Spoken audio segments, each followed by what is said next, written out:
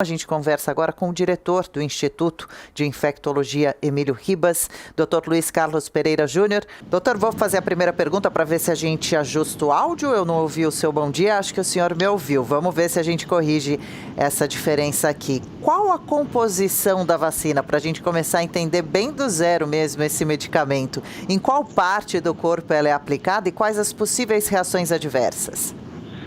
Vamos lá. Essa vacina é uma vacina das mais iniciais. Espero que vocês estejam ouvindo bem. Essa vacina ela é produzida com vírus inativados. Então, os vírus são, neste momento, eles são duplamente inativados. Então, é uma vacina extremamente segura, uma vacina já muito conhecida, muito utilizada, diferente um pouco das outras duas grandes estratégias que usam outros vírus que não são os vírus, mas eles trabalham como um cavalo de Troia, em que você coloca uma parte do vírus, do coronavírus, num vírus que não causa mal ao ser humano e ele passa a levar aquela partícula para o organismo se defender, como se fosse o vírus do coronavírus. E a outra estratégia são as estratégias de modificação genética. Então essa é uma das mais antigas, das mais seguras, das mais conhecidas. Já tem uma linha de produção, uma fábrica no Butantan que usa essa mesma estratégia. Então por isso nós estamos começando com ela. Perfeito. Então, para deixar bem claro, a gente está falando aqui da mesma vacina que começou a ser testada também em voluntários no Hospital das Clínicas. Trata-se da Coronavac, que vem sendo produzida em parceria, o Instituto Butantan aqui no Brasil e também o laboratório chinês. É essa a vacina que a gente está falando. Então, começa agora uma nova fase de testes também no Emílio Ribas. Em qual parte do corpo ela é aplicada, doutor, e as possíveis reações adversas? Essa vacina, ela vai ser aplicada em 9.000 voluntários, de preferência em candidatos que trabalham na área da saúde em função do maior risco conhecido desta população, porque está mais exposta, então em função do maior risco delas se contaminarem. Então, rapidamente a gente consegue saber se ela é eficaz ou não. É uma vacina aplicada no músculo deltoide, no músculo do ombro, e ela... a estratégia de vacinação ela é composta por dois momentos, uma primeira dose e uma segunda dose 14 dias depois. Ok. Existem possíveis reações adversas? Sim, desculpa. As reações adversas são as reações adversas próprias de qualquer vacina. Reações locais ou reações sistêmicas, que nos estudos de fase 1 e de fase 2, que somaram 744 voluntários na China, mostraram extrema segurança com dolorimento local, vermelhidão ao redor do local da aplicação da vacina e as manifestações sistêmicas como um dolorimento muscular, febre baixa, um mal-estar, uma dinamia, mas não passou disso. Ah, que bom. E o senhor falou em 2 períodos de aplicação, né? A primeira dose aplicada e dá-se 15 dias, aplica-se de novo e observa-se mais 15 dias. Gostaria de entender melhor como funciona esse período de observação. É diário? A pessoa que já tem essa vantagem de ser um profissional da saúde, ela mesma se auto-observa, vai fazendo relatórios, relatando o que sente, e depois desse período ela é exposta à infecção para ver como o corpo reage ou como acontece? Muito bem. O caminho de um voluntário da pesquisa começa desde a sua identificação. Nós estamos cadastrando as pessoas que são comprovadamente profissionais da saúde. Precisa ser profissional da linha de frente. Linha de frente é quem está dentro de uma UTI, de uma enfermaria, atendendo casos de Covid. Inclui aí, além da enfermagem da equipe médica, também fisioterapia, fonoaudiologia, psicologia, desde que todos esses profissionais tenham contato. A importância deles estarem em contato com pacientes que estão doentes de Covid é simplesmente porque a gente sabe que é a população destes profissionais que tem se contaminado. Então, nós não vamos induzir uma contaminação. Ela deve acontecer, está acontecendo de maneira natural. Então, a vacina ela é feita exatamente para essa população, para a gente poder depois, como ela é feita de maneira, a gente chama de cega, ou seja, ninguém da equipe, nem o voluntário sabe se ele está recebendo a vacina ou se ele está recebendo o placebo, né? Então, dessa forma, ele volta para a sua rotina de trabalho depois da vacina.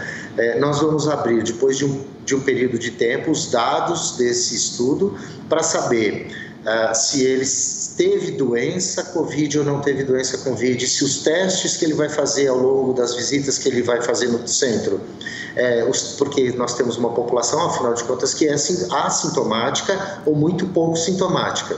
Então, há a previsão também coletas regulares de exame de PCR, aquele do cotonete, e há também a pesquisa de produção de anticorpos. Então, esses profissionais vão ser avaliados dessa maneira, a fim da gente poder depois considerar, olha, um grupo de pessoas não ficou doente e um grupo de pessoas ficou. Então, agora vamos abrir mais um detalhe. Esse grupo que não ficou doente é o grupo que recebeu a vacina verdadeira ou é o grupo que recebeu o placebo? Nesse momento é que a gente constata se a vacina fez o seu efeito. Ou seja, o objetivo principal da vacina é o desfecho clínico, ou seja, produzir anticorpos é importante, mas saber se ele protege na prática esse profissional é mais importante ainda, é isso que nós estamos buscando. Claro, e é muito interessante saber essa parte dos testados, dos vacinados que recebem placebo, hein? Mas a pessoa que toma a vacina, então, ela não testaria positivo se fizesse o exame para o coronavírus? Começando a seleção, esse candidato à vacina, ao teste, para saber se a vacina vai ser eficaz ou não, ou seja, só para dar um destaque aqui de que quem vai participar não vai receber obrigatoriamente a vacina, é importante que o candidato saiba que ele está participando de um projeto de acompanhamento de 1 ano, que é importante que ele se comprometa com o desenho do estudo, que ele venha em todas as visitas. Então, é importante que não se tenha expectativa, como algumas pessoas nos procuraram perguntando, posso tomar a vacina? Não tem vacina sendo aplicada nesse momento, a gente não sabe quem é que vai receber a vacina ou não. Nesse momento em que ele recebe um termo de consentimento, onde tudo isso é explicado, todos esses detalhes, é passado para ele o número de visitas, quais exames ele vai fazer. A partir daí ele vai fazer um teste inicial, que é um teste rápido. Na verdade, são 2 testes rápidos com metodologias diferentes para a gente ter certeza absoluta e isso mitigar um pouco os falsos negativos, para que a gente saiba se esse paciente já é portador de anticorpos. Vai que ele foi um assintomático e algum tempo atrás teve contato com o vírus, não manifestou sintomas e o organismo dele já produziu anticorpos. Então, ele não necessariamente precisa participar do projeto, não vai participar, é um critério de exclusão. Não precisa participar, ele já tem anticorpos. Então, a gente vai fazer essa seleção, ou seja, vai entrar no estudo, passando pelos critérios de inclusão e exclusão, pessoas que são da área da saúde, que lidam diretamente com pacientes e que não tiveram contato ainda durante a sua vida com o coronavírus. Essa é o desenho do estudo. Perfeito. E, doutor, em qual momento se constataria, então, a eficácia ou não do processo? Quando será que a gente pode ter essa confirmação, considerar que a 3ª fase desse teste deu certo? Muito bem. Importante a gente dizer que os 2 testes vão ser feitos, todas as visitas que o paciente, são 8 visitas que ele vai fazer ao longo desses 12 meses. Os 2 testes, que são o teste para saber se naquele momento da visita ele está com o vírus nas suas mucosas, mucosa nasal, que é o teste do cotonete que a gente colhe, e nós vamos fazer também a coleta de sangue para saber se ele tem anticorpos. Então, com esses 2 testes, são muito distintos. O teste de anticorpos, ele me dá um diagnóstico do passado. Se ele teve um contato com o vírus há 2 semanas atrás, ele vai produzir anticorpos. Depois de 15 dias, a maior parte de quem teve contato com o vírus já tem anticorpos no sangue. Então, nós vamos saber se ele produziu anticorpos ou se ele não produziu anticorpos, se ele está portando o vírus nas suas mucosas, ou seja, se ele está tendo uma infecção aguda. Então, nós vamos fazer esse acompanhamento com esses 2 grupos. Nesse momento, você tem uma ideia de quanto ele produz de anticorpo, de se ele produz ou não anticorpo e se ele, por acaso, ao longo do tempo não se contamina. Esse desenho, voltando à sua pergunta, esse desenho ele é feito para 9.000 pacientes, como eu falei no começo. Desses 9.000 pacientes, nós temos um tempo previsto para que a gente convide, que todo mundo concorde, participe, num período que vai até final de setembro. Uma vez coletados todos esses dados eles são enviados para um comitê independente de análise de dados. Esse comitê vai analisar tanto o lado da segurança, se está todo mundo bem, ninguém teve um evento inesperado, grave, que não foi visto por enquanto, e vai olhar também, aproveitar que eles estão com os dados abertos, eles vão olhar qual foi o resultado da presença de anticorpos ou não, ou de uma confirmação ou de uma evidência de uma infecção aguda ao longo desse tempo. Quando esse grupo analisa esses dados, ele vai olhar que o produto farmacêutico sendo testado é seguro, ou seja, ele vai poder dizer continuem com segurança, incluindo mais voluntários. Se eles chegarem à conclusão além dessa, de que também já há evidências estatisticamente significativas de que o grupo que tomou a vacina está mais protegido, se contaminando menos do que o outro grupo, se esse dado, com um número menor do que os 9.000 candidatos, aparecer mais precocemente, eles vão sinalizar que não precisa incluir mais pessoas, porque a gente atingiu aquele objetivo inicial, que era de constatar que a vacina é eficaz clinicamente e protege. Agora, o desenho para que a gente chegue nesse dado é para 9.000 pessoas, 9.000 candidatos, que devem ser analisados entre outubro e novembro. E aí é que a gente espera ter o resultado final dessas análises nesse período, lá entre outubro e novembro. Bom, fica a nossa torcida para que dê certo, mas é claro, leva um tempo, tem que ser feito com muita calma e segurança, né? Não adianta a ansiedade num momento como esse. Mas se der certo, então, a fase 3, será que o senhor conseguiria fazer alguma estimativa de quando devemos ter as doses disponíveis para a população? Quem faz essa gestão da fabricação e que fez o convênio com o Butantan é o Instituto Butantan diretamente, né? Mas o que a gente sabe é que a empresa na China já está produzindo, vai deixar pronto 120 milhões de doses. Lembrando que a gente, com isso, por ser 2 doses aplicadas, poderemos oferecer, caso seja a vacina realmente considerada como eficaz, a gente vai poder oferecer para 60 milhões de pessoas. Em paralelo, o Instituto Butantan já está organizando a sua fábrica de vacina para assumir a transferência de tecnologia para, a partir desse determinado momento, talvez dezembro, comece a sua própria produção interna. Ok. E encerrando, se o senhor puder ser bem breve na resposta, sobre se reinfectar, alguma novidade? A pessoa que já foi infectada uma vez, será que pode voltar a se contaminar pelo coronavírus? A gente tem muito pouca evidência de uma segunda contaminação. É raro, são raros relatos que falam de uma segunda contaminação.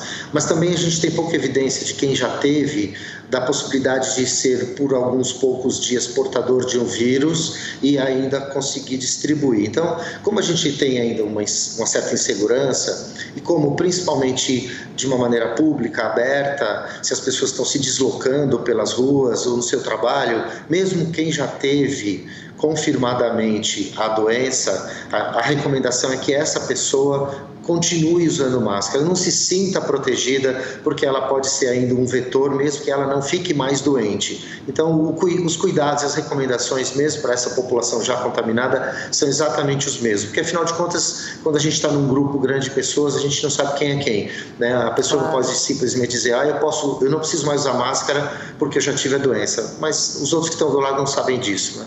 Todo cuidado ainda é pouco. Se me der um segundo, eu gostaria só de passar uma mensagem final, por favor, não sei se claro. eu posso. Pode sim, por favor. É bem rápido. Estamos nos envolvendo com esses projetos, vendo eles acontecendo, esses projetos de vacinas novas chegando, de uma maneira muito otimista. A equipe aqui está bastante motivada, mas esse otimismo, eu gostaria muito que ele não fosse traduzido num relaxamento.